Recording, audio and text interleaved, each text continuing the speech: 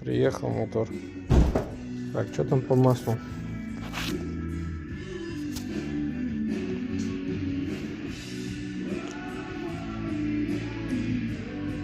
О, блестит. И уровень масла здесь в моторе. Так. А где масло? А, нет масла. Все, приехал мотор.